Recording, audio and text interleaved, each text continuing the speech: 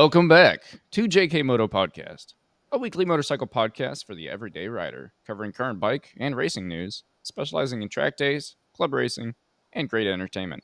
We truly do it all. And this week, we're brought to you once again by Working Class Customs, which is a custom fabrication shop out of northern Utah, and you can direct any further questions on that to Cole. And I'm Cole. That's Cole. I'm Easton. We are your two favorite hosts of your favorite weekly motorcycle podcast. And I got to put out there real quick before we get started. Sorry for the self-advertisement, but we got to do it. If you're here with us on YouTube, you just found us. This is going to be, probably an hour to an hour and a half, sometimes even two, but probably not this week. And I understand if you don't want to sit in front of your computer or hold your phone for an hour because you're just... Anyway, understand that. Go down in the description. There's a link to our RSS feed where you can find links to whatever platform you like to listen to podcasts on. Click the follow button on there so you have us saved and you can listen to us every week. That being said, if you're not on YouTube with us, head over to the YouTube channel, find the Working Class Customs YouTube channel, click subscribe on the channel, and check out some of the other videos we got there. We're a little bit more than just a podcast, but the podcast is probably the best part. So that's my advertisement for the week. How are you doing, Cole? I'm doing good. I just got back from the Ridge Motorsports Park, Moto America. That's a long drive, bro. Yeah, it is a long drive for you. It's a little longer for me if I wanted to do it, which is why I wasn't there. Right. It's a pretty drive. It's just a long drive. Yeah. But we're back. Had a great weekend at Moto America. Hopefully you got to watch all the MotoGP stuff that we're going to get into, because I may or may not have watched it from the dash of the truck because I'm dedicated, unlike you. Remember? Yes. Dedication. That word. Yes. Well, yeah, I watched a good bit. I also watched something else that I think I got to touch on at least. Maybe we'll make some people upset today. We'll see. Anyway. Great. Well, hey, I got the rider tip this week. Do you want to roll an intro and we can get into that? Yeah, I guess. Hit the intro. Yeah, all right. I love the intro. It's my favorite. Yesterday at one point, I was in sixth.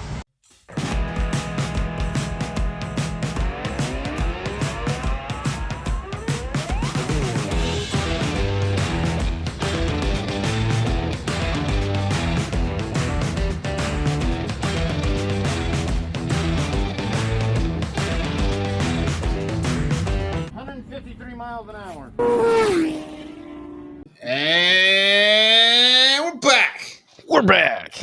We're back. And now can I do it? Yeah, you can do it. Okay. Yeah. This week, the rider tip brought to you by me. That's dangerous in itself. Yeah. Just FYI. So the rider tip this week is: every few weeks, go for a ride out with the sole intention of riding correctly. Imagine you're being followed and assessed by a police biker. Do every shoulder check, observe correctly, and use your mirrors properly. Ask yourself as you're riding if you made the right decision at the last junction, and then critique your riding at the end. That was the tip? That's the only part I'm using. Okay. Since this tip is brought to us by Cole this week, it's an interesting tip because we specialize in track days, club racing, and great entertainment. Which of those three would you say this tip is classified under? Because I have a real tip for you, which is brought to you once again by Ridge Motorsports, which is private coaching that builds solid. I always forget that word. Sorry. Private coaching that builds solid riders through vision-based training. And this week's weekly tip is, what do you know? Crazy enough that we just talked about how it's solid riders through vision-based training. Vision is the key. Getting your eyes up, knowing both when and where to look, is often overlooked, yet crucial element in going around the track safely and swiftly. So take a full session to slow down and focus on your vision. The first session of the morning when the track is still green is a great opportunity. Turning your shoulders, getting your eyes up, and giving a little attention to vision starting the day will pay dividends when it's time to go fast later on. So vision is the key, which I love that he's, gives you that tip and then says exactly when to do it. Because you don't need to slow down on the second to last session of the day when you're feeling good. You're not cooled down yet. It's still hot. Everything's good. The first session in the morning, track's cold anyway. Right. Like could be a little wet from dew or whatever else. Or in Washington, it's just always not wet. I don't know. But yeah, I mean that's a great time to do it. Finding some for me anyway, when I'm going around and I am going slow or as I start to speed up, I'll change them. But in the morning, I'm looking for very big obvious things that aren't necessarily like braking markers or turn in markers, but they're actually pull out of the corner and get your eyes down the track markers. Or halfway through this corner, I'm stuck staring at the apex. I know when I enter the corner, I find my apex, and then I'm looking up and out for, okay, hey, there's a water tower way over there. If I look at that, I'm forced to keep going through the corner. Does that make sense? Yep. What are your thoughts on this vision? Well, I thought mine was pretty much the same. Okay. Act like there's a cop behind you when you're on the track. And run like hell. There you go. Have you never been followed by a police cop on the track? Nope, I can't say how. We found the hidden cop cars. I've seen those at 2 tracks now. More wheelies, less feelies, my friends, and then you'll get the cops out there. Is that how you do it? I guess that's fair. Or next time you're out doing any that there's a buddy of mine. I was looking at his Instagram or something. I saw it says life's short, commit traffic violations. Anyway, next time you're out, maybe doing that, maybe not, whatever. Maybe out in Mexico, whatever you might do in your spare time. Just drive. If you're getting chased, take the chase to the local racetrack and then just be like, all right, look, if you can catch me in 5 laps. Yeah, get to the track. It just made me laugh because I was thinking, those situations. I don't know what situations I may or may not be talking about, but when, the cop's behind you on the freeway and you're trying to make sure you're doing everything right, everybody does it. Everybody slams on the brakes. Everybody slows down. Everybody, then all those you sit there and you stare, if you're driving, you're staring at your Speedo and then you look up and you're like 5 feet into the other lane. You're like, oh, shit. Throw the cell phone on the passenger floorboard and then, all the things with the things. Mm-hmm. That's why I just thought it was funny. Yeah, well, that's a pretty good tip. I'll give you that. Pretty good tip. All right. Well, anyway, that's going to wrap up this week's weekly riding tip. Josh, we appreciate that. Vision. Thanks, Josh. I do like that it's vision-based training. Vision. Very vision weekend. Anyway, if you're looking to ride with Josh, head down to the link below. Ridge Motorsports. He's got open spots available for private coaching down in MSRH. He does mini moto stuff, cross training, some simulator development, vision-based training. Doing a lot of good stuff down there. You can also ride with him through Ride Smart if you want to ride COTA or any other tracks out in Texas. So go check them out. There'll be a link down in the description. Anyway, we got a lot to unpack this week. Like you said, you were out of Moto America taking care of things over there. I was at home on the couch watching MotoGP, kind of on the couch, kind of at home. And there was another form of racing, which I think I got to knock this out right now, actually. So I had a unique opportunity. I got some friends over here that are big into Formula One. The fast cars, the fastest cars in the world that don't even exist. And they were watching that live. I think they were in Austria, the Red Bull Ring in Austria. And I had the opportunity to go over and watch that with them at 9 a.m. on Sunday morning. So I went over there, watched it, showed up. There was 72 laps, pit stops, and it's interesting. But what this being a motorcycle podcast and all, right? I was over there and I was watching and I was like, okay, this is good, cool, yeah, like it's racing, it's great. But one, I got a couple things here. I'm gonna talk some crap on Formula One for a little bit because this is just how I feel and I want to put it out there. But one, okay, they looked slow. Now, I understand. What? Yeah, hear me out. I understand Formula One is not slow, and I also understand they are actually much faster than MotoGP. They've got higher speeds in general, and they've got higher cornering speeds, and I got that. understand. On the camera, I don't know if it was the camera quality, the camera angles, the way they were working things. It just looked slow, like painfully slow. It was kind of throwing me off. The pit stops are too freaking fast. They have that cool like overhead view, but it's so fast that it looks fake. Because the That's car fair. pulls in and you just like see a couple things move around and then they're gone again. You're like, what's going on there? But whatever. But then I heard someone was coming down a straight, going into a turn, and Max Verstappen or whatever was in front of him, pulled out to block the pass, and then kind of maybe got back over. I don't remember, but I was like, they were like, "Oh, he can't do that." I was like, "What do you mean he can't do that?" Like, well, if you pull out to block, you're allowed one block, but you can't get back on the racing line afterward, right? And so Yep. I started to learn about all these different rules in Formula One. And I've stayed away from Formula One because of trying to follow, MotoGP and Moto2 and Moto America and World Superbike and all of those different things. Especially like if you're trying to follow every series or every what do they call them? The different Series is fine. I'm not saying series, but in Moto America, right? You've got like if you truly want to be a Moto America fan and get through all of it, that's a lot. Like it's a lot of racing to follow. So trying to add F1 on top of that, I just kind of stayed away. But learning about all these rules, my question for you, Cole, because you might know a little bit more, the whole not being able to block and then get back over thing was really throwing me for a loop because I'm like, well, like it's racing. If you're in front, you don't want anyone to pass you. You just make it so there's no holes to pass you. But I kind of realized on the way home, actually, I was driving home and I was like, bikes don't have mirrors. You're always taught you don't look behind you. And so if if you're in front and you want to not let someone pass because you can hear them, you can tell they're back there, then you might take a little bit different line, but that's like the best you got, right? You might stay a little bit wide and then cut in a little early to take the inside of the turn out from under them or whatever it might be, but that's all you got. And does Formula One have mirrors?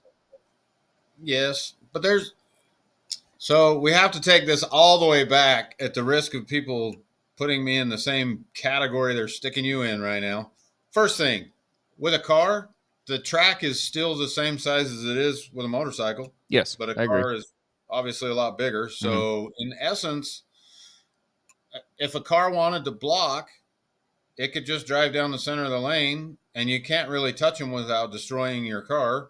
So, for the good of the sport, they have to make some kind of rules. Otherwise, somebody would just drive down the center and block the whole field and drive 20 miles an hour. Okay, I'll give you that. Okay, that's fair. I hadn't thought about that. Yeah, Yep. motorcycles are much smaller on the same size track, so they can squirt around, find areas. But I would argue that MotoGP at different levels definitely has blocking rules as well.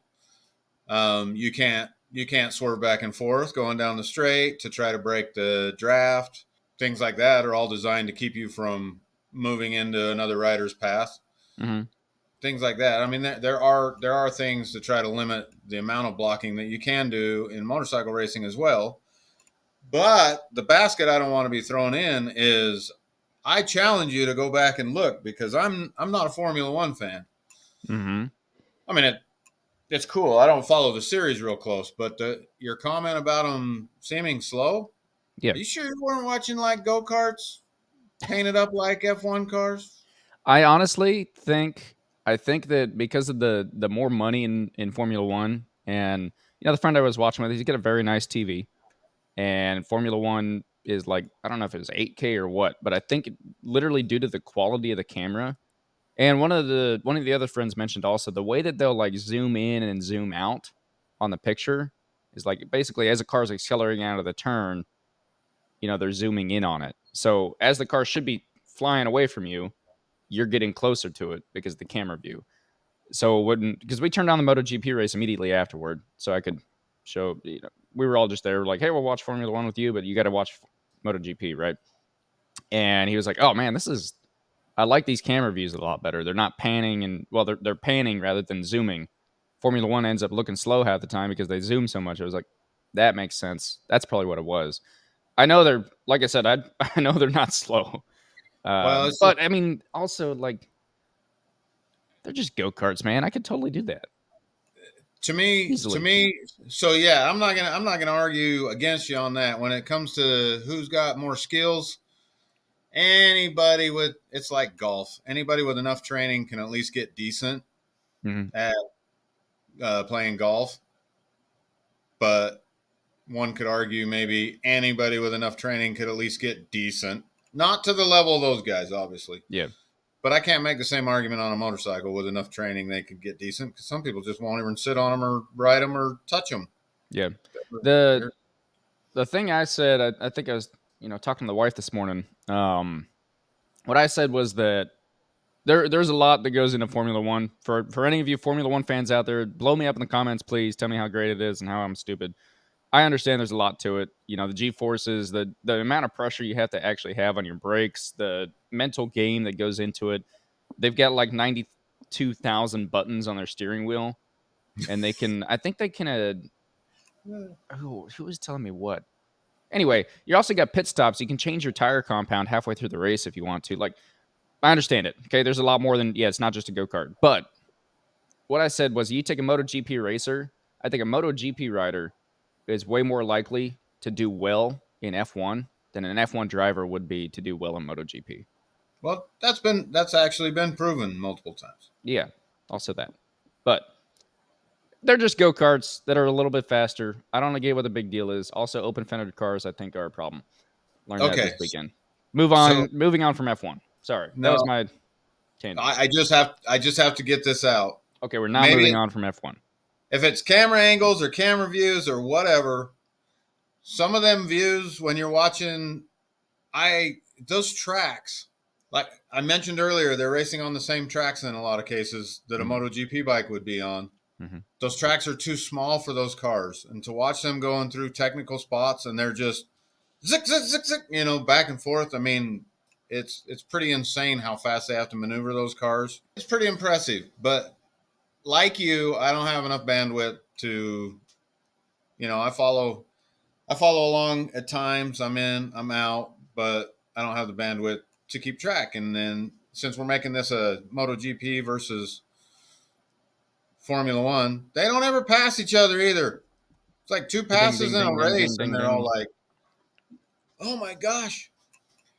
Yep. Like, the biggest difference, and then we'll leave it alone. The biggest difference to me between those two sports from a fan perspective is an F1 team that is used to finish in the middle of the pack.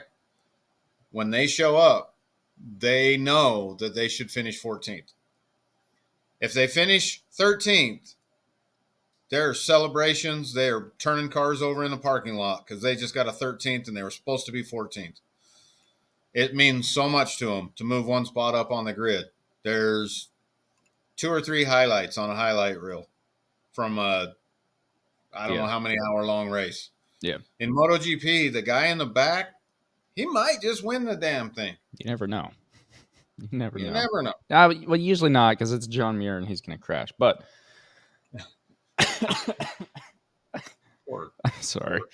Poor Juan Muir. Joanne, he's yeah. What is he? Spanish? Yes, he's Spanish. Yeah, Spanish. Well, it's weird because you got John Zarco and Joanne Mir. So I always get them mixed up and want to say both of them are either Juan or John.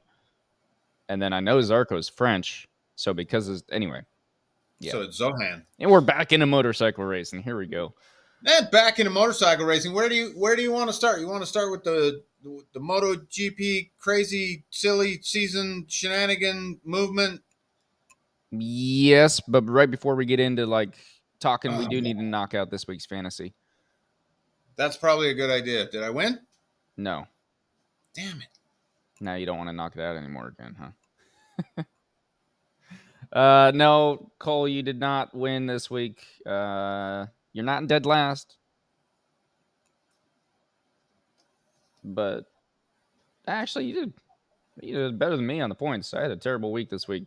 Anyway, so it was an interesting MotoGP weekend to knock out this week's fantasy for you guys on the JKMoto Podcast Fantasy League leaderboard. We have Team Thor in first still, Triple Three Racing up into second. I believe that's a move for them. And Abellino Goosey in third. So that's your top 3. And your points leader for this week who will also be the winner of the prize, if you can reach out to us, is, can I get a drum roll? 333 Racing at 195.5 points, which is just about 30 points above anyone else. It does look Dang. like you might have used a boost. I'm not sure. Let us know down in the comments, but yeah, pretty good scoring right there. For instance, to put it in perspective, Cole, you got 124 and I only got 106. So Yes. I'm creeping up on you. you are. I'm creeping down to I got to figure something out. It's not going so good. It was a bad weekend, all right, for my I should have used another boost on my boy Paco. Pecco is you know what, yeah, Pecco the robot. Anyway, before I dive into that too much, 333 Racing, go hit me up on Instagram at JKMoto Podcast. Send us a DM and we'll get you your prize. I Nice. hate saying that. Congratulations. Yeah. Okay, so 195.5. let's go from that moment to the sad moment. Joe Roberts. Oh, that sad moment. Yes. Yes. Joe Roberts. Sorry, man. That sucks. Good on you for trying to race anyway. I think the 72-hour rule should have went out the window. They should have let him race. Guy's got a championship to win. He does. Yeah. Yeah, man, I saw that. I was like scrolling through, Instagram, and then I see that and I was like, "What? Oh, man." Like I was starting to Yeah. get excited. I was yeah. He's still the nice part is he's in third in the standings, and I got a 138 for first and a 115 for Joe down in third. So, we're not super far away. I believe it was a collarbone, was it not? Yep. So in theory, he was willing to try racing that race, but they have a 72-hour rule. You can't race within 72 hours of a surgery. You got a surgery for collarbone? Yeah, man, they got to fix that thing. They glued it Usually they just together. put you in a. They put some hot tool on it or whatever Josh Herron would have done. And Well, then, I was trying to keep that out of this podcast. Dang it.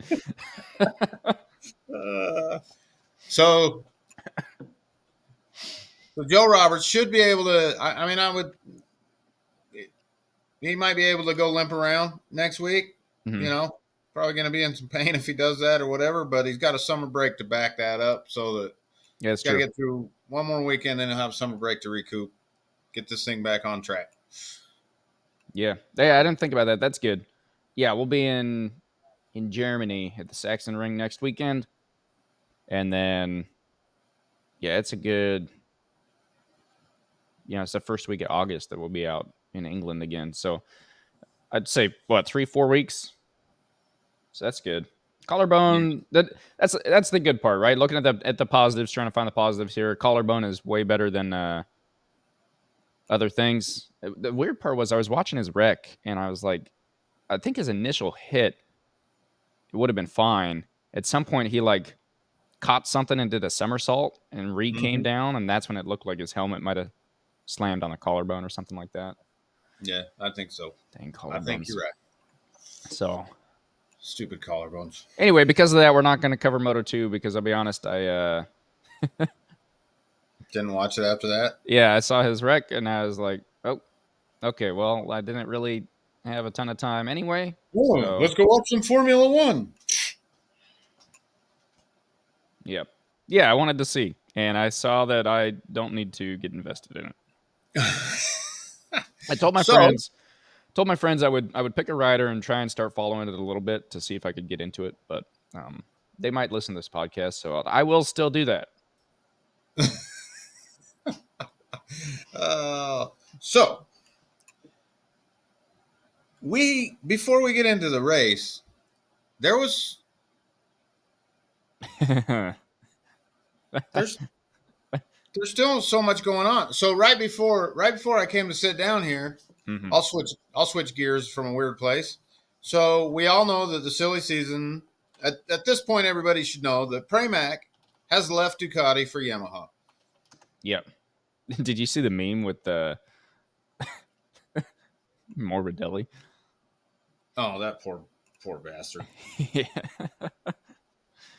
He, It was, I, I forget who it was, but it was like Pramac and Yamaha, and then like two people just laughing. Right. I don't know because I'm not a very, anyway, two people just laughing like crazy. And sarcastically trying to ruin his life. yeah. And then So, there's Morbidelli just sitting in there. so I think, I mean, we haven't established that yet, but something tells me that VR46 will come save their boy. He was only on a 1-year ride anyway. That is true. Yeah. I think he'll end up there. I mean, it feels like he'll end up there. They'll come save him. He ain't going back to Yamaha. I doubt Pramac wants him anyway, especially not on a Yamaha. I mean, he is showing some sparks the last few races. This weekend he surprised me. It kind of almost made me mad. I don't want to be mad at someone for doing well, but when someone like doesn't do well for so long and then Like, why didn't you randomly, just do that the whole time? yeah, like randomly comes in out of nowhere, it's like, whoa, like I counted you off, man. You weren't in my, you were gone. But You're dead to me. But with the Pramac move, yeah, there's a lot of speculation. We gotta talk about my boy over there, Top Rack. There's been a lot of speculation, so it is official now that he has told BMW that he is looking for a MotoGP ride. He was only on a 1-year deal with BMW, so leading the championship in WSBK and looking to move to MotoGP. Now, he got kind of dissed by Yamaha, but most people still just assume he has a love affair with the Yamaha boys. mm-hmm. So when the Pramac thing happens, the rumors went from, so he was at the VR46 ranch recently. So the rumor mill's been saying Top Rack goes to VR46. Interesting. VR46 came out and said that's not going to happen. So when Pramac's... Okay. Sorry to interrupt you, but they said that's not going to happen. Pramac said we will be with factory Ducati next year. Like, who else? What else said? Aprilia said Maverick Vinales will be our rider next. Like, this year has been just all these things are going to happen, and everyone was like, "No, this is what's going on." And then 3 days later, it's like, Well, nope. you're right. You're right. This So, could all change. anyway, But VR46 has said no. mhm. And so right before I came in here, I just read a story that said Pramac has came out and said, no way. He will not be, Top Rack will not be on one of their bikes. Okay. So the rumor mill continues. Where would Top Rack go? So we've still got some Aprilia bikes open. Got two Aprilias. We've still got some Honda bikes open. We got no, just one Honda. Technically, Joan Mir signed. Did Nakagami actually sign something? I don't have. No, Nakagami is not signed yet. Yeah, not And yet. Joan Zarco's on a 2-year deal, so he should have a year left. Yeah, so technically, right now we have a factory Yamaha bike, a factory Honda bike, one Grassini bike, two Pramac bikes open, two VR46 bikes open, two Aprilia Trackhouse bikes, so satellite bikes, and one LCR Honda Tekken Nakagami bike. That is what is available right now. So to me, this is just me speculating, but me thinking about it, he's having such a successful year on the BMW. We all know BMW is going to MotoGP at this point. Mm-hmm. Why would you not just hang out? And then I realize maybe he wants to get on the bikes as they are now. Before He's they get older. slow. Yeah, he's older. Maybe he doesn't want to go through that whole learning curve. It's like a now or never. He's got to get on a bike. If he's ever going to do MotoGP, I mean, some people have speculated about his age. He had to anyway, but he sure probably doesn't want to wait for BMW to come around in 2027. I don't know. That's just speculation, but I mean, it is interesting to take finally found a bike that can keep up with his ability, I guess, is the best way to say that. right.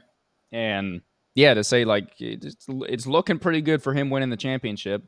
And I'm assuming looking pretty good for like he could win the next two as he waits for BMW to go to MotoGP. But at the same time, like, yeah, I mean, you're right. If you're old, that's 3 years And that change to MotoGP, we're going completely new bikes, completely new set of rules. So it's almost Who like knows?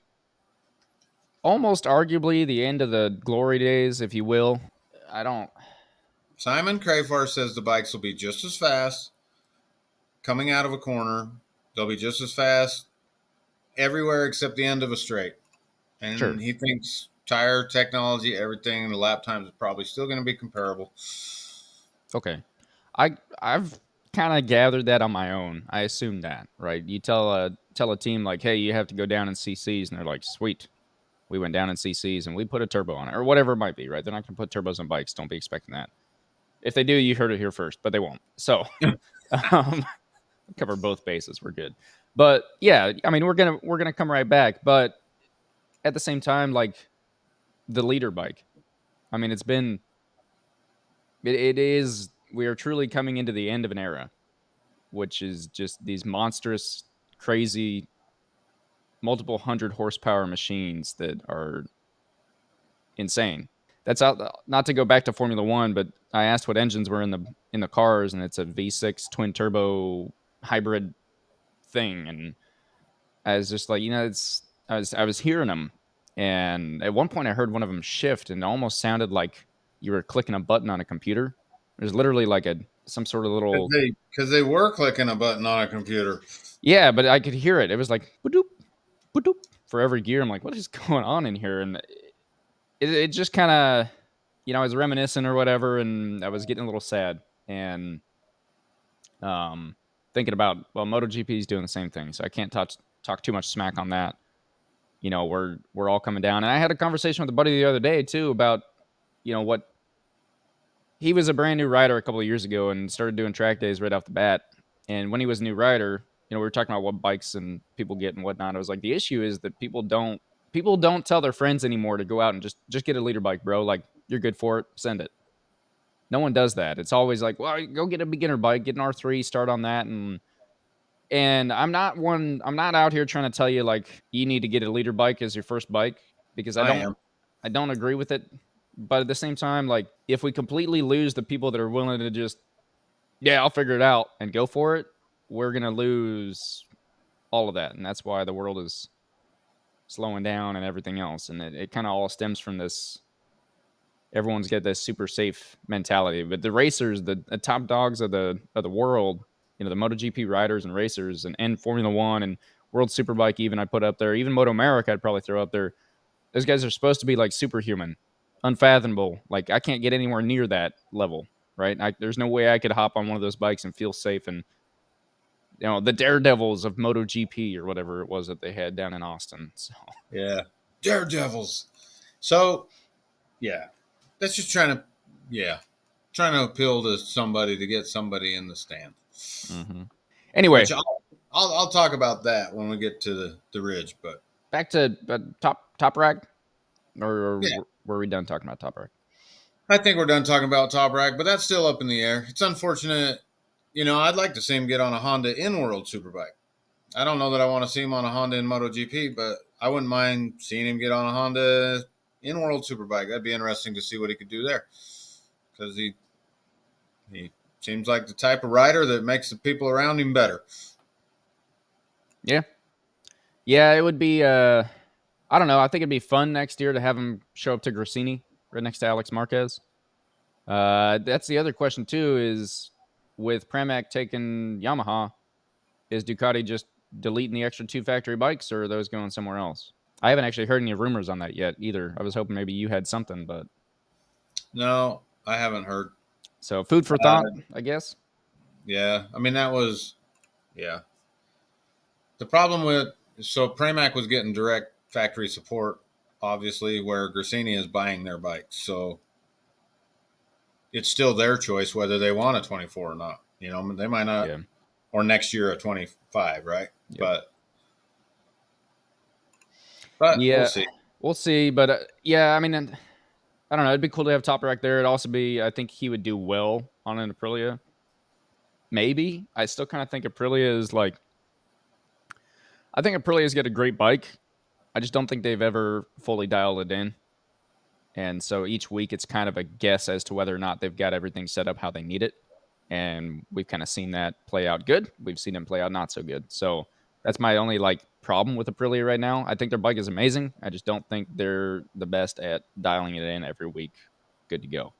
That being said, they haven't won 2 championships. Once you start winning races and championships, you've got data that was like, okay, this worked, this worked, this worked, and you can kind of compile that all that together and make it work. So anyway, yeah, the silly season continues.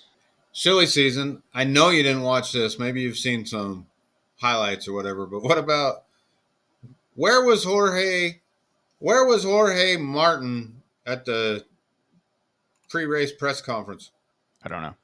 Pre-race press conference. They had the 3 points leaders: Jorge Martin, Pecco Bagnaia, and Marc Marquez. They left Pecco and Marc Marquez sitting with an open chair in between them for 10 plus minutes, playing the little music in the background, waiting for it to start because Jorge Martin was nowhere to be found. Okay. He finally showed up 10 minutes into it. He's 10 minutes late, shows up sweating like he'd been running to get there. He was at the gym. Maybe. He plops down in the seat, and then they proceed to ask him what it feels like being replaced by Marc Marquez. I was like, dang. yeah. So that was interesting. That's how his weekend started. But I can't let the weekend go without asking you. Your boy Mark forgets his knee pucks. Yep. Yeah. He forgets to put his knee pucks on, and I think he got used to riding without them because then we go out in the sprint. And we decided he forgot they were on now, and so he dug it into the dirt and sent himself into said dirt. Yep. And then Sunday. And have it be known, I have not brought this up yet today. I have not said the name yet today. And Cole is bringing this up, and I just want to put that out there. So okay, that's fine. But I want to get off my chest. Marc Marquez is a bad man. That dude. You say it every time. Yeah. Then you talk smack. The announcers. How did we go as a casual fan, everybody at home? How did we go from Marc Marquez can't win because he's got the worst bike on the grid. He's more talented than everybody. If he just had a Ducati, then he would destroy everybody. Mm-hmm. He gets a Ducati, and he's doing well. I'm not criticizing the way he's riding at all. The dude's doing awesome. So, but how come I have to listen to announcers go, you see that 24 has just got that little bit more, just that little bit more. If he would have been sitting on a Honda in this race, they would have been saying he could have won if he just had a better bike. But now he has to have the 2024 dual spec from the announcer standpoint. I'm like, shut up. That's what I'm thinking. Shut up. It is getting old. I'll give him a little bit of credit because you can see those things. If you're truly looking for it, you can see them. The differences are so minute that it's like, yeah. And we heard it last week. We heard it the week before. We got it. Look, Mark's probably not going to take the championship this year. So let's get over it. He got his factory ride for next year already. Like, he's still getting more camera time than literally any other freaking rider on the grid. and I love Marc Marquez, so don't get me wrong here. That's great and all, but sometimes, like, I want to see something else. It's insane to me that the last 2-year world champion still doesn't get as much camera time as Marc Marquez. It's wild. Yeah. He's on anyway. But yeah, real quick on the tire pressure thing. Stupid. During the race, you see him like pop up, wave the guy by, and then get back behind him. I was like, what the heck is going on? And then it looked like he had the pace, looked like he had the chances, looked like he could have passed that guy back again. I was mad that entire race. I was like, what is going on? One, you've got the camera time. Two, you're not doing anything. You're just sitting there like almost purposely not passing this guy after you let him pass you. Something has to have happened. They talked to Simon. He mentions tire pressure. I said, no freaking way. That doesn't make any sense. Like, okay. I got to give it to Simon Crafar. I don't know if that guy just has, I don't know. The guy's nuts. The amount of things that he knows and like how good he is at depicting or figuring out exactly. It seems like almost every time he'll say, "Well, I think this is why this rider did this," and you're like, I didn't even know that existed, but sure, maybe. And then later, there's a whole article saying, "Yeah, Simon Crafar was right. That's exactly what happened." So yeah, it turns out he was right. Tire pressure was too low. Mark was trying to manage that. I guess they have indication on their screen. Do you know how much it was out by? How much? 0.1 psi. Nice. 0.1, and it actually was only. He saw it go out. He was fine. It was only for a little bit. He hopped behind DG, which DG ran a great race, by the way. I will say, I got to give credit to him. He was doing great. I was pretty proud of him for that. Pizetti kind of this year threw me off and made me a little upset. DG coming right back up, but it's a little earlier than it was last year, so maybe he'll be up there kind of messing around. So, sorry, did you catch the part? So there was if you go back and watch where Mark was trying to get him to come around, did you see the part where he hesitated when he was coming around him? They were both stood up there for a minute, and then did you drop back down and continued on? So, like you're saying, right when they got to the entry of the turn, effectively Mark was still a little bit out, and he had just pointed, telling him to come by, and then Digi didn't. I just thought he probably thought it was odd that somebody was flagging him around on the racetrack, right? During a MotoGP race, right. But it turns out when they were talking to him, when they were interviewing him, talking to him, apparently he was struggling with the same thing. He had a tire pressure problem as well. So he didn't want to lead either. Interesting. Okay. Anyway, it made me realize. Yeah, it did make me realize how much, how much more goes into MotoGP than other racing, because the fact that like you get a note on your dashboard like, "Hey, tire pressure's low," and you're like, "Oh crap, okay," rather than try and chase down the people in front of me and be low for too long. I need to hop behind the guy behind me, get my tire pressure back up, hopefully hold it up long enough that I can spend some time later maybe catching up, or I'm just going to have to settle for fourth right here. I'll just pass him right at the end, take third, cool. Like all of that different math in my head, I'm like, that's nuts. You can't just go out there and you should be able to. I don't know if it was the team, if it was, I don't know. But the rule says, FYI, the rule says after a certain point of the race, like you've completed a certain amount of the race, it doesn't matter anymore. Interesting. So he just needed to get through the next however many laps. Okay, I'll have to go read that, because he, in an interview with Mark, said that he was fine until he was managing it until Bastianini came in under him. Yep. That pushed him out wide. He wasn't mad about that, but that pushed him offline, and that's when he lost it. So I believe it's a percentage base. Like it can't be under for a certain percentage of the race. So if you had it within range for a certain amount of laps, then it wouldn't have mattered after that. Yeah.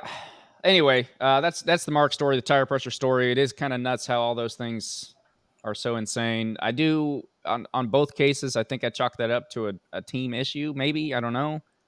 I don't know the inner workings of the teams and the riders and all of that, but it's weird how these tire pressure issues seem to be popping up more and more lately. Well, more and more because the rule's still fairly new.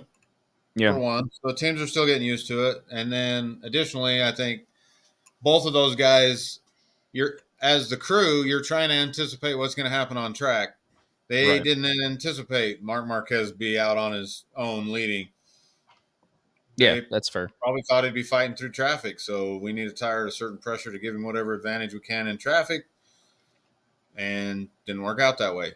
But aside from Pecco, and even Pecco and Jorge, man, the times they were putting down out front, both of them. Yeah. I mean, eventually Jorge got broken, but I mean, those guys were doing their own thing up there, and that's fine. But that was a great race for third spot. Mm-hmm. That really was a great race. It was. Yeah.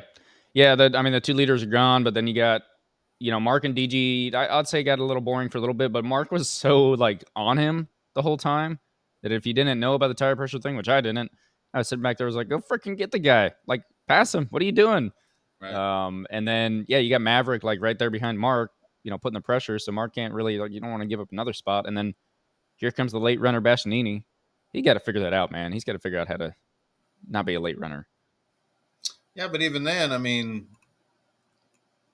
so his fast times, I'm just pulling this off of whatever, but his fastest times as he was coming back up through the field, it wasn't that they were the fastest laps of the race. It was that they were the fastest laps at that time. Yeah, true. So, I mean, I agree that he needs to qualify better, but if your ace in the hole is saving enough tires for the last 10 laps to be able to be faster than everybody else, yes, it would help to start up higher, but if he just ran those same lap times but started from the pole. That's what I was saying. I wasn't talking about qualifying. I was saying he needs to figure out how to just, like, managing tires is great, but I think one thing that Pecco Bagnaia is quite amazing at is not saving tires, but managing tires perfectly. Right. It's one thing to save your tires. That's still a form of tire management. But the robot, Pecco himself, who seems to be back in his robot era, maybe. We'll see. We'll see if it holds through next week and then through the break. That's 5 in a row, man. Yeah. He's doing pretty good. Only a 10-point gap now. Anyway, one thing that I have noticed that he is good at is he seems to always have a little bit left, but it's not like he's not pushing. Right.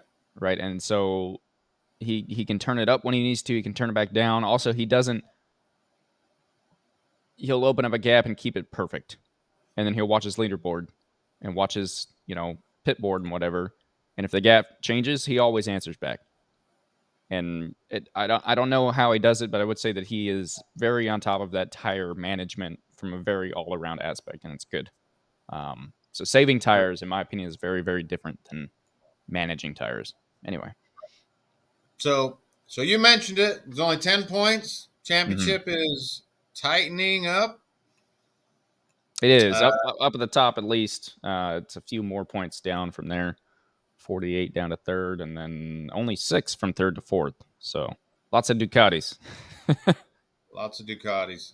Yeah, I think that'll wrap up MotoGP. I do just want to put a reminder out there. We do only have one more race for Pedro Acosta to win his youngest ever race winner in MotoGP title. And I think he might have some competition at that place by the, aforementioned. It is going to be, I don't know if Pedro really cares about that. Pedro's still doing great. Of course he cares. Of course he cares. I mean, yeah. Okay, you got me. Yeah. Who cares? He's doing great. He is doing a great season, but me and another buddy were talking about this weekend, and just he isn't getting talked about as much anymore. Right. He isn't getting as much camera time anymore. He is still, for a rookie on a satellite bike, he's doing very well. And I'm not talking crap there, but he's almost gotten forgotten about in some aspects. So in some aspects, I'll give you that, but it'll be interesting. But next year he'll be on a factory bike. KTM seems to be building a better bike year after year, except maybe this year. I don't know. We'll see. 2 steps forward, 1 step back. Yeah. Anyway, that's going to wrap up MotoGP. We're already quite a ways into this, and we got to talk about some Moto America. At least talk about your fun times up there. Moto America. Yeah, well, let's start with, once again, it has been proven that the Ridge is the most beautiful track in the most terrible climated place on the planet. Yeah, sure. Okay. So I mentioned, I think, on the podcast last week that the weather was going to be great. Mm-hmm. And then we were showing about, at least what I was looking at, we were showing like a 20% chance of rain, maybe a 10% chance of rain on Saturday and a 20% chance on Sunday. Okay. Things change. That's great. But we ended up with a torrential downpour in the middle of the day during prime racing events. But let me back up with the weather, okay? So we are a weather channel, after all. We are not a weather channel, after all, but a couple things. Sorry, I got confused. A couple things I want to talk about with the weather. Okay. One, I was there with the Privateer Industries boys. Mm-hmm. They made it through the weather. So we had weather come in and affected a lot of classes, but none of the ones that they were racing, with the exception of our guest last week, Wyatt Ferguson Correct. in Supersport. I was on the wall watching that race, and it was raining the whole time. You used to live there, so you're familiar with this. Yeah. But it rained the whole time, but it was more like just misting. Yep. They sent him out on slicks. They Okay. finished the race on slicks, but with about, I don't know, 5, 6, 7 laps left, it was raining. Like, it was Okay. misting, but it was raining, but it was misting, but It was wet. well, I was making some comments like, you can see that on your visor. That's getting in your head, but it's not really touching the ground. Okay. And, All right. Yeah, I understand what you're saying. I think. but I heard a local guy. I heard a local guy there say, I'm assuming a local, a fan, somebody that was watching the race on the wall. I heard him telling his friend, he's like, "You see this? I'm from here," or something. He said, "You see this? It's not really raining until you can see the drops on the asphalt." And I've been sitting here like my hair's getting wet. Mm-hmm. Like it's misting enough that you're getting wet. And I looked at the asphalt, and the guy was right. The drops aren't, you can't see the drops on the asphalt. Track's dry, right? It's fine. And then shortly after he said that, I seen drips start to appear on the asphalt, and then it was actual raining. And I realized, that guy was right. Shout out to him. But that race got finished with actual raindrops hitting the ground for the last maybe 3 laps, but they finished it. They got her complete. Okay. The Superbikes, not so lucky. And that was a bit of a... Have you ever heard of a... Oh, now I forgot what it was called. So, we have a siding lap. Yep. We have a siding lap, and then we have... we sit on the grid with the umbrella girls or guys or whatever it is. The umbrella girls, but they had because of the rain and how weird it was acting. Mm-hmm. Like it wasn't when the Superbikes went out. It was not enough rain to go reigns. Okay. But it was so weird on the edge, and you could not really get a feel for, is it going to just start raining, or is it going to just sit here and piddle around for the next 2 hours? The weather was being the weird part. Okay. Yes. So when they went out, I don't know if you've seen like the results from that first race, but when they went out, they couldn't decide whether they needed rains or slicks, and nobody could decide. They got some smart guys in their pits telling them what they think is going to happen. And when they ended up leaving, you had a chunk of the field that decided to stay on slicks and a chunk of the field that went out on rains.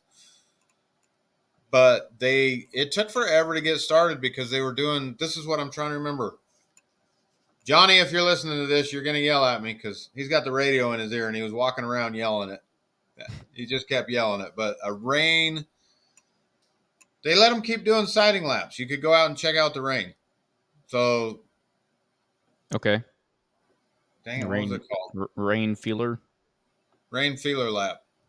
Yeah, so they'd already done a siding lap. They're all parked down there, changing tires back and forth. Then they'd let them all go out and do another lap to check out the rain again. And it just took forever for the race to start. This was Saturday, correct? Huh? Saturday, correct? Yep. Okay. By the time they were ready to start the race, it was raining, but they thought it was going to quit. And we don't have a 2-bike rule. And they declared it a wet race. Loris Baz, for example, decided to still go out on slicks. Mm-hmm. Bobby Fong, I believe. There was quite a few bikes. It's looking like everyone from the 5 down, besides maybe JD Beach. I'm not sure. Yeah. There's a very clear, your top 4 guys, 157, 157, 157, and a 158. And then it's 202, 202, 203, 201, 204, 210, 214, 211, 216. So I don't know if that's what caused that. The people on the slick. It is. Okay. It is.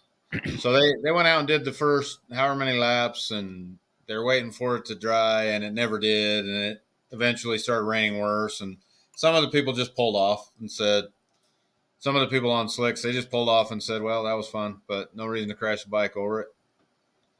It's just So that's a little fair. Looks like maybe Cambobier was one of those question mark or yes, he was. okay. That's Yeah, he don't especially need fair no. for him with the injury and So he crashed in qualifying and he crashed twice. yikes. He crashed twice. He didn't need to crash again. Yeah, I agree. Maybe it was in Q1 and then in warm up or something. Hmm. But he crashed twice. So that was kind of a weird race. It was interesting. It was fun in an interesting way. Mm-hmm. It kind of sucked for the championship in my opinion because Just we kind of wanted we wanted to see what they do under normal conditions, right? yeah. All one way or all the other. Anyway, those things happen. Those things happen. So, but yeah, it was Washington raining.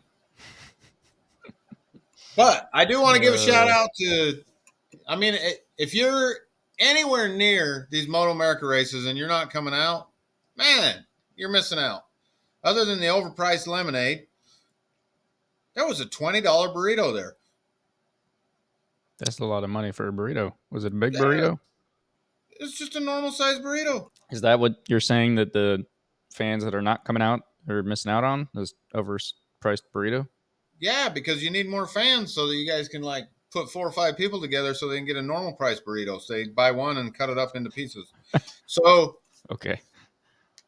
no, the facility, we touched on facility. I wanted to talk about that because I had a lot of time to walk around and look at every new piece of facility. So I did go across the bridge. I did go up. I noticed you were talking about the asphalt that they added. Mm-hmm. Were you talking about the new trail as well? The trail from the bridge up. Yeah, there's That 2 now. like one goes straight and one goes around. Yep. Yeah, I mean, kind of. Yeah, I think those That, were both there before, but definitely just dirt. okay. So they're both paved. I didn't remember the other one being there, the one that goes around. I just remember the steep one. Mm-hmm. But anyway, those are up there. A lot of bleachers during the Superbike race. It was packed. Okay. I mean, so the bleachers that were there were full. The parking lot still seemed to have a lot of room. There was a lot of people there, but I mean, a lot of fans came out, especially for the big races. I mean, they were full. Fan engagement.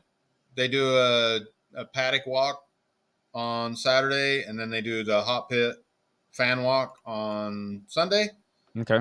Mm-hmm. Both of those I was happy to see there was a lot of kids getting involved in it. A lot of people. Shout out to the privateer boys. They were loading kids on and off of their bikes, Heck yeah. for They hours. do. And They do the pink bikes or bike yeah, at least. So yeah, the watermelon warthog got to do something good. It draws in the people. yeah. So, Oh man. so anyway, that was really neat. It was good to see a lot of fans out there. I mean, I keep hearing, I've only been to the one other race this year, but we keep hearing the announcers saying that the fan numbers are up across the board, and that's a good thing to see. Yeah, I know. I don't remember if it was the Ridge or Moto America, but they had a deal with Pepsi where they put like an ad on like I don't know how many. I don't want to quote a number. It was 2 something, either 1,000 or 100,000 or something. Pepsi bottles hit the gas stations all up and down the top of the West Coast, and it was for go see Moto America at the Ridge this weekend. And it was like special Pepsi bottles, so that's pretty cool. I mean, aside from the rain, so it's always interesting to me how they choose. I mean, for example, Stock 1000 only races 5 rounds, Right. so they have to choose 5 rounds for them to go to. The Ridge weekend, we had no baggers, for example, but definitely a lot of Harley and Indian people there. They did get to watch the hooligans, which is a lot of Harleys and Indians in that class. But it is interesting watching, how they mix it up for different I mean, if that was my home track and I wasn't traveling around and I was missing, say, the bagger, and that's the only thing I cared about, that would be frustrating. But the racing was good. The track was good. You said they had put bleachers in at turn 15. Mm-hmm. Those were pretty fun to watch from. Okay. Are they? Uh, Because I think they had them before, but these ones are supposed to be bigger, like yeah, actual bleachers. yeah, they seem bigger than I remember.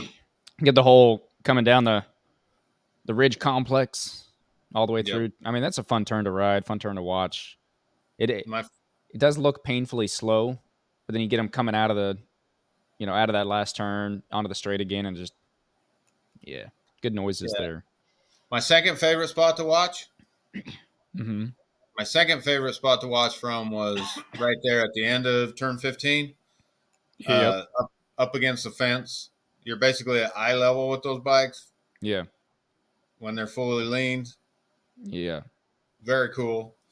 I only say that's my second favorite spot because, I spend time on the wall and not something that every fan gets to do. But Yeah. I do really wish they would open up the catwalk for viewing out of it, because it is like right above. Like if you can sit at the corner, it's a perfect place to watch them go into the chicane.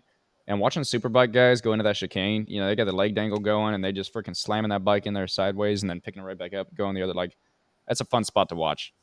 yeah, So they just need another section of bleachers because we all know why they can't open it up because nobody will walk across it and then they won't have a bridge anymore. yeah, I guess. They had a nice gentleman there, he had a megaphone and he said, "Up or down, up or down." Yeah, yeah. So Can't when we just sit came there and across, we watch. would help him. Up or down. Poor guy. Down or up or down. Uh, But no, the racing was great. I can't believe how fast all those bikes are in every mhm. class. But Yeah, I but mean, the I'm looking at these lap times. They're Did you get a chance to see Jake Gagne go through turn 10 into 11? no, Okay. you know why though? Because it was raining. Because it was raining the first day, and the second day he was driving like an injured person. Josh Herron was too busy being super fast. Yes, Something but about putting something on his tire. I don't know. yeah, something. We're not bringing that up again, apparently. But let me tell you that going into turn 11, if you're sitting in the bleachers up there, Bobby Fong, Mm-hmm. maybe Hayden Gillum, those two, Mm-hmm. unlike all the other ones, they come in there and the bike just starts floating. It's floating going into 11, and then they come around that corner, and Gillum has the sideways wheelie every time coming out of there, and it just you kept thinking, man, coming up over that hill from that bleacher spot, those bikes are Mm-hmm. screaming. They They're are. going so fast. It is. I mean, it's fun. The first time I ever rode that, scary, so scary because you're coming down a hill into a turn. You're trying to brake and go down. Like, oh. It was nuts. It got fun as I rode it more and more. Watching these guys race that spot, coming out of 6, down the hill into 7, they come down around that kind of 8 kink, and then they hit 9, and they just shoot up that freaking hill. And they crest the hill, a little bit of wheelie off the top. Jake Gagne specifically was one of the few that I noticed. Maybe it's getting better and better now, but he would, 10 is still a right hand kink. Right. He would already be setting up for 11. He would be off the left side of the bike, shoving the bike off to the right of him to do that kink, and then slam it down to an 11. And I'm like, you just went through 8, 9, 10, and 11 faster than I go through, So half of 8. I don't know. It's wild. one thing I was watching in the earlier qualifying round, or maybe practice rounds even. Mm-hmm.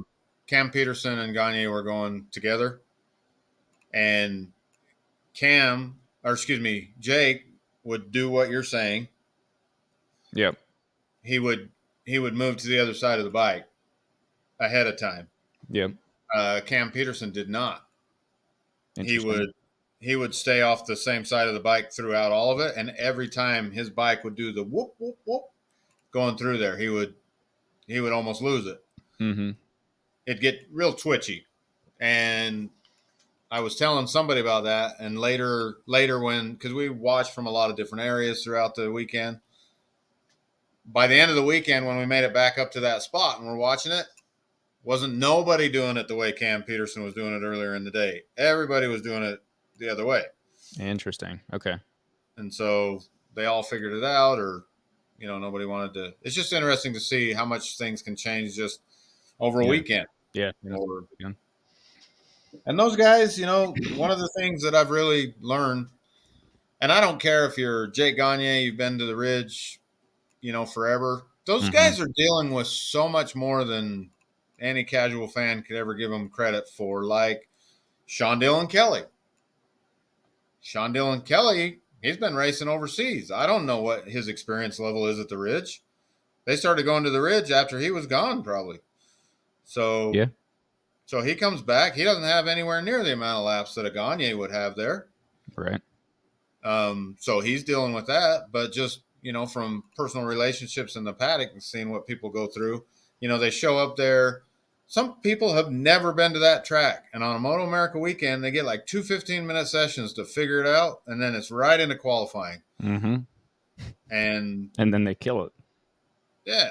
And that's what separates the, I was going to say the men from the boys, but I can't say that, can I, Kayla? Because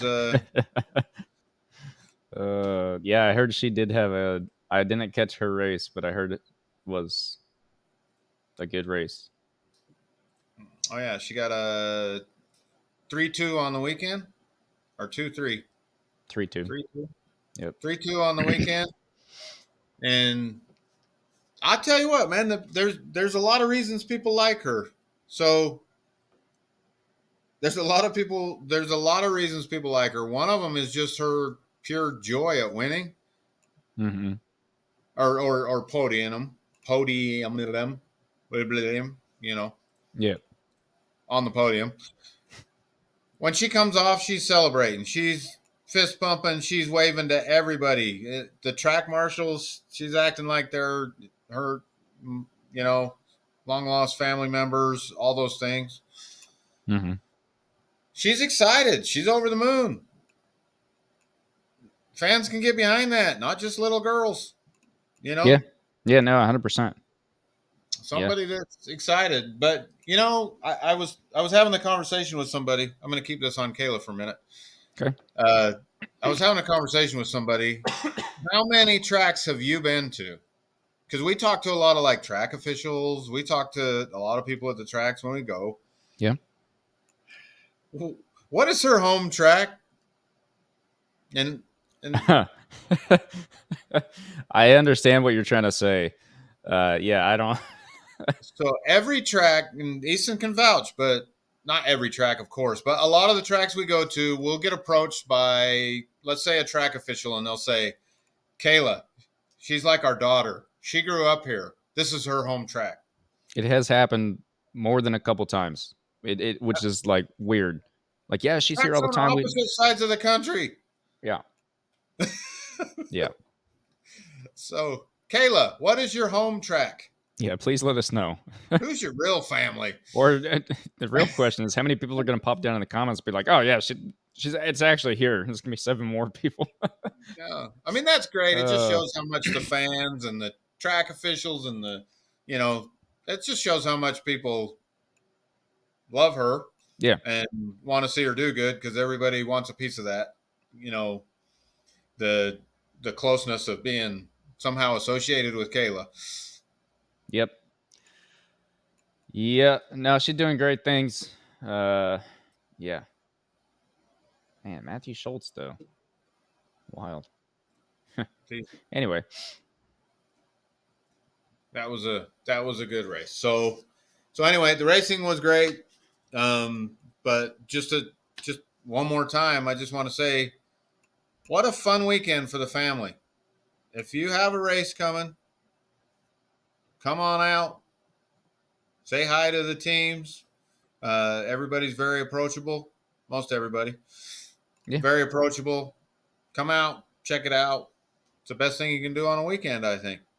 Absolutely. I mean, they're like, these people are on TV and you can see them. You don't have to pay extra for all the VIP crap. It's not that big. You can go see them. We say it all the time. I 100% agree. Going to a Moto America race is a ton of fun. It's awesome, and it's still exciting. Like, it's not like slow motorcycle racing or anything like that. It's pretty nuts, pretty exciting stuff, and a very professional atmosphere. Also, I would say, without Yep. being like over the top. Everything out there's you feel like it was weird. The multiple places we've gone now, from you do a track day at a place and then you go and watch a Moto America race there, or vice versa, whichever direction, and the atmosphere changes huge. So it takes a place from just like, okay, yeah, this is a racetrack, to like, whoa, yeah, this is official, this is set up. So Well, I would even add, I was going to put that on the end of here either, but that's a very good point you bring up. I think about that quite a bit. You go to a track for a track day, mhm. it's one feeling. Just to go to the same track on a club race day is a different feeling. Okay, yeah, And then Moto America, I would say there's actually 3 steps there. yeah, I'll give you that.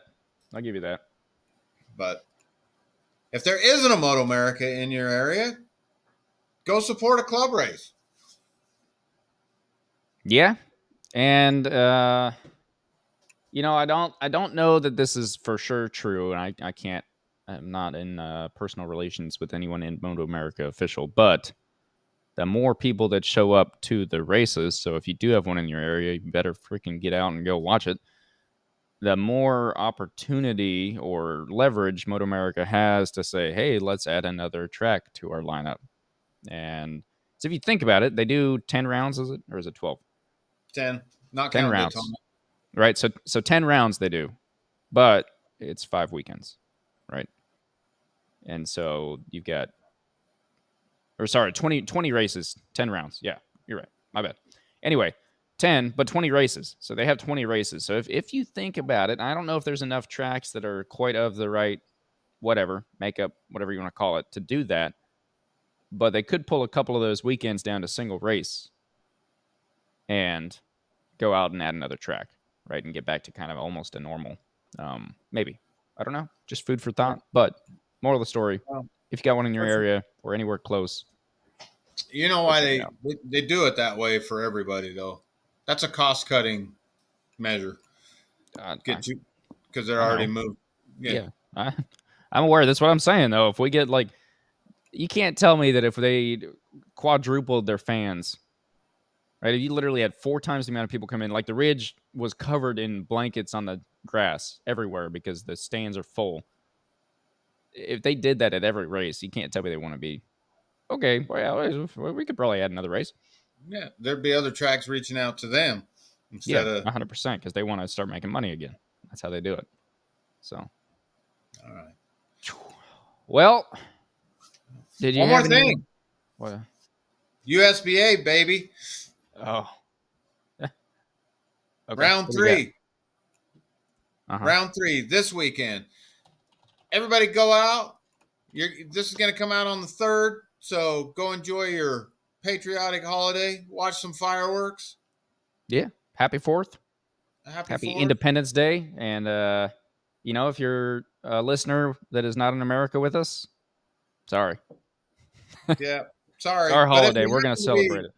if you happen to be in the Utah area and you don't have anything else to do after that late night of fireworking, come on out to the USBA and check out some great racing for free. Yeah. Yeah. On the West this weekend. Back on the West. Maybe you catch another 129. Who knows? We'll see. Yeah. I'll just throw that out. Throw that out to the universe like that. Ain't gonna be me. And not just for USBA. I know you're racing there, and so yes, absolutely. But look into, there are probably plenty of other clubs across the country doing club races this weekend. So look into it. If you're listening to this podcast, you obviously enjoy motorcycle racing. I assume. I don't know. Go find your local club. If you want to, because you're like, you don't even know where to start, message me on Instagram. Leave us a comment down here. Say, hey, I'm in this area. I want to do what you say to do all the time. Help me out. I'll put in the time and effort because I care enough. I'll find you a club to go watch. I'll tell you exactly where to go, how to get there, and you'll be good to go. So anyway, Right. with that, I think we're wrapping up. Yes. Okay. Yes. Okay. I'm going to boost somebody next week, so watch out on the fantasy. All right. Yeah, it is the last week before the summer break, so make sure your lineups are locked in. You're ready to go for fantasy. We are in the Saxon Ring. That's all I'll say on that. And we appreciate everyone coming out and listening and watching and or watching. And we will see you guys next week. All right. Thanks for listening.